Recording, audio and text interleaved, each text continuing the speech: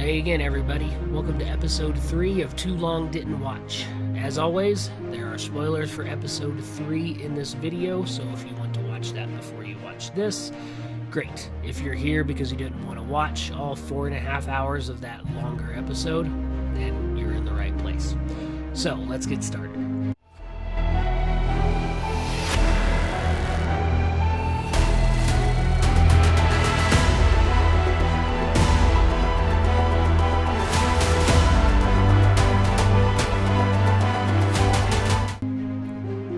Going right into our adventure. This was a lot longer than I expected. I did not expect this fight or this adventure to go for almost 4.5 hours, and I cut the end pretty short, and we'll kind of get into that a little more. But as you can see, things don't always go to plan. For those of you that did watch the video, I had a few surprises that I had to deal with. So if you haven't watched it, I do recommend it because there were a few things I had to make up on the spot and figure out how things were going to happen. I did make a couple mistakes, and we're going to go over some of that now. Starting off the adventure, the players really liked it. I skipped the whole travel section from the city to the adventure point and just brought them right to where the action is.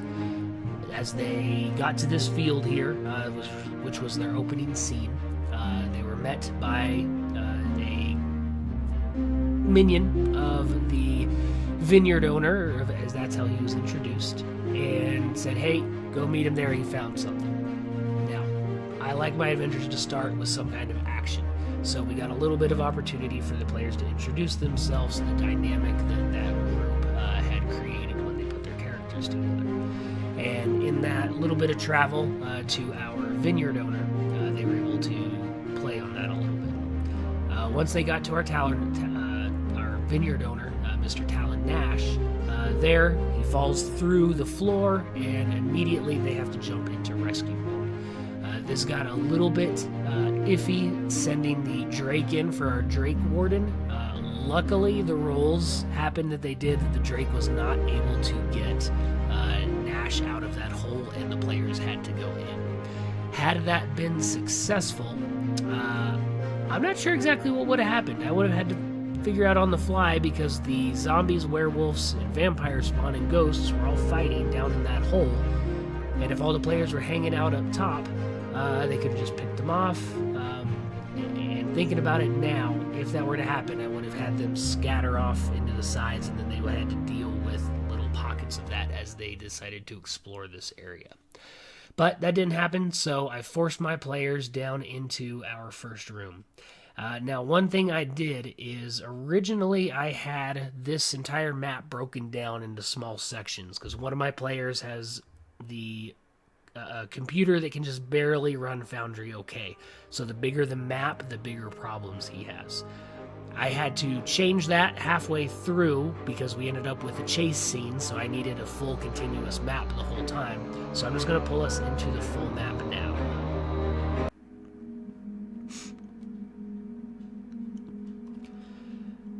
Alright, so here's our aftermath. So we still have some of our things still here. We'll come back to these guys. But the main area here where we had our zombies and everybody come in, good opportunity to get a fight, and my goal here was to get Talon Nash to show that he's not a threat and he needs to be protected. That sort of worked. I thought I had the players rolling. Chuck said he knew what was going on from the beginning. I don't totally believe him, but well, it is what it is. So my vampire, or our vineyard owner here, was protected. They got a chance to talk. He convinced the party to let him tag along since this was his land. They checked out these areas and heard the chanting coming from this door. They then went in to check out the chanting where all the cultists were here, the cult leader, and a hidden I'm gonna pull up my monsters here. The succubus, there we go. Our succubus was here, and then our Glabrezu was going to be hidden behind this door over here. So they came in, had a pretty good ambush attack on that cult leader, and then it got in a decent fight, and I was able to get a charm off right before this happened onto Chuck's character from our vampire friend. After that was over, they went to the south. Now, at this point, when Nash decided to tag along and Radiant Light handed him the holy water, there was that point where I was like, well, Vampire knows he sure as hell does not want holy water. But I don't want them to know that yet, so he gingerly took them, and I kind of RP'd that, hopefully enough that it didn't give too much away. So then they came down to this bottom room here. Here, if you watched my preparation video, I did not have much planned. I was just going to kind of wing it. So they checked out this altar, and Sam's character rolled a natural 20. So I was like, all right, let's give him a clue onto what the big bad is down here and give it to vampires.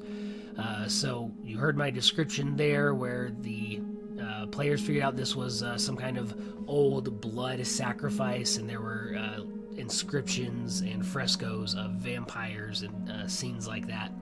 And then that's when Sam's character pulled out the holy water, splashed it on Talon Nash, and the jig was up. So that is where we cut off at our halfway point. From there, we actually stopped for Christmas break, so we came back and finished this episode a few weeks later, and that's when I reloaded this big entire map. So this all happened right up at this north door of this room. So I then had Nash transform into a bat and book it out this top area. They then chased through here, right over this area, and the bat was able to easily fly over here, and luckily Sam's character decided to stop here as the party was getting pretty separated trying to get through all this debris. That's when Bo's character, who was a fire elemental at the time, lit all this stuff on fire, and the bat was able to get away. So what I had to do is like, all right, where's the bat going to go? Is he going to go all the way back here? Figured, you know what? Let's bring him into this room so that if they can fight, he's got some minions that he can bring with him. The hunter in the group was able to query his target and pinpoint the location, so they were able to prepare themselves here for this room. So as they came around the corner, they checked this door, and I was able to set up a little bit of an ambush. Some resistances came into play for Cloud Kill that was not as effective as I would have liked, but I was able to get a few good hits off. They then managed to trap our vampire and everybody in this room because our big fire elemental blocked the entire doorway. Then our vampire was forced into a mist. Then he had 2 hours to get back to his coffin.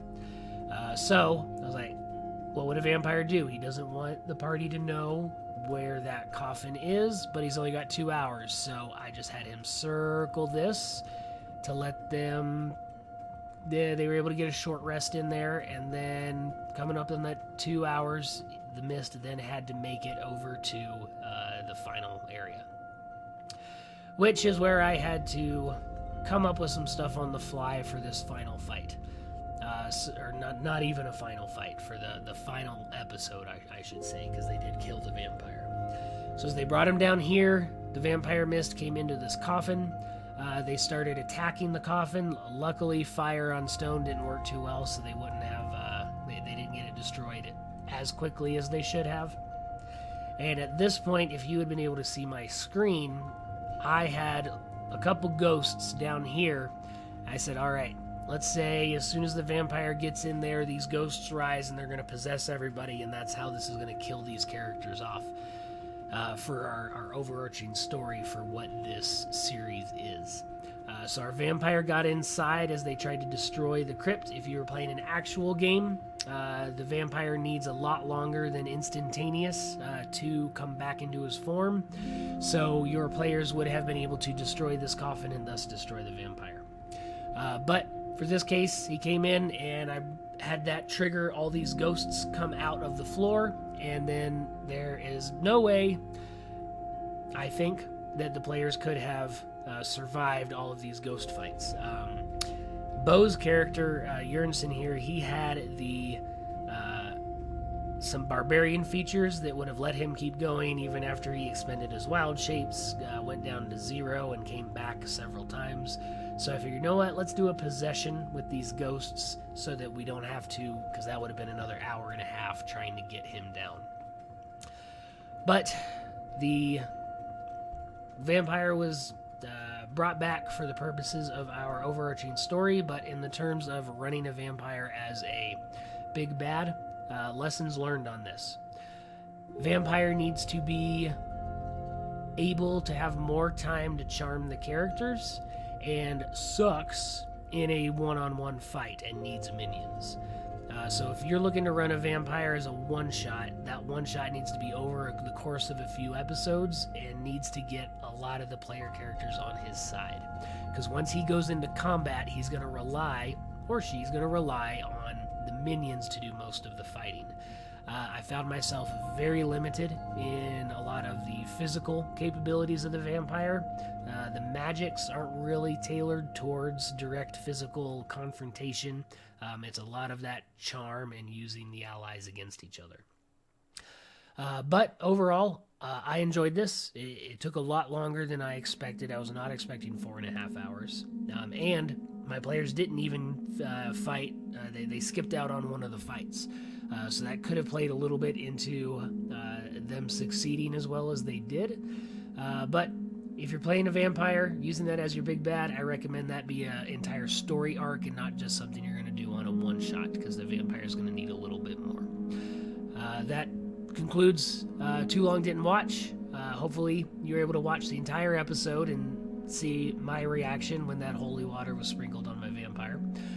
But other than that, we are ready for episode 4, so stay tuned, and episode 4 is going to be coming soon. Thanks for watching.